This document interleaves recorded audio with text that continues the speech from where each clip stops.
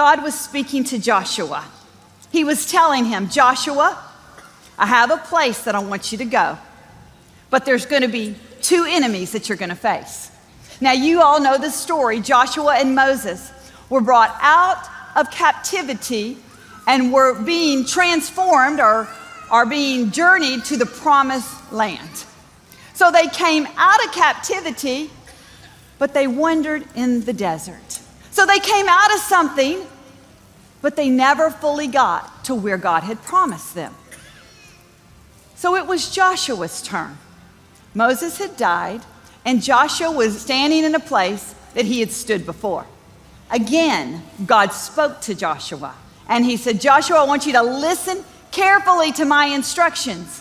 I want you to listen carefully. There's two enemies that you're going to face. Listen to what he said in Joshua 1. He said, Joshua, be strong and courageous.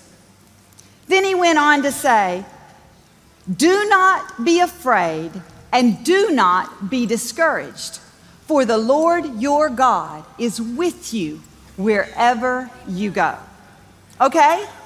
He broke it down for Joshua. He said, Joshua, this is what you need to be, strong and courageous. He said, Joshua, this is what you don't need to be, afraid and discouraged. See, God made it clear. Joshua, I'm taking you to a place that you're going to occupy, but you can't be afraid and discouraged. God wasn't making a simple suggestion. He wasn't saying, no, don't be afraid, don't be discouraged, be strong. No, God commanded Joshua. He said, have I not commanded you? Have I not commanded you? Do not be afraid. Do not be discouraged. You know, he didn't say, Joshua, don't feel discouragement. Don't feel fear. What he was saying was, Joshua, don't identify with fear. Don't let it become part of your identity.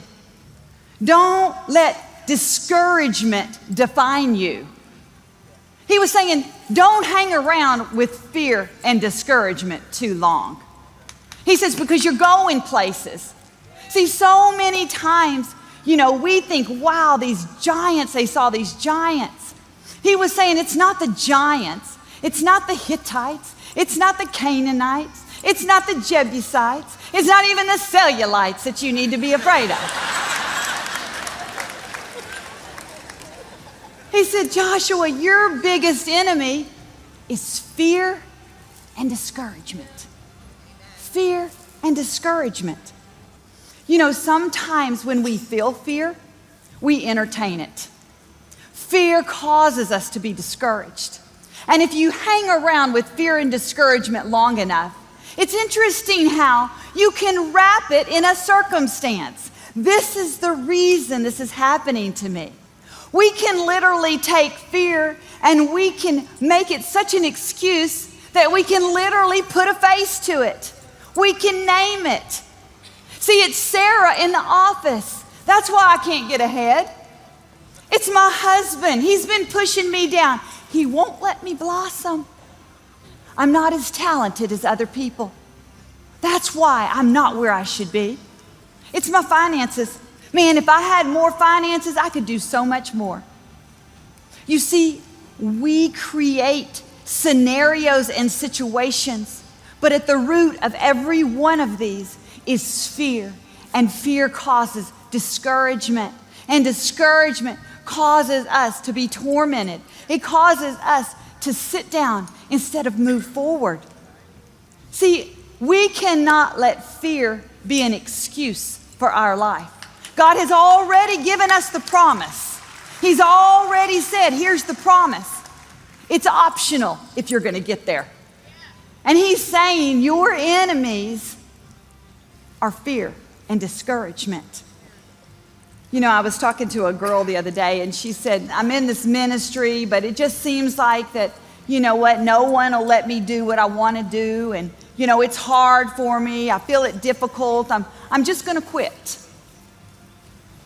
I have seen so many people quit, give up a position because of people. The first time that I ever spoke in church, I was afraid. I was scared. I wrapped that up in an excuse. I became discouraged. I remember it's Sunday again. It was like a black cloud was following me around. I named it. I got in agreement with it. I was miserable. Then I realized, you know what? It's fear. It's fear. It's wrapped up in all these other things, but it's fear that is the root of why I'm miserable. And you know, you think about it, we've got to recognize fear and discouragement, and we have to unwrap it for what it is.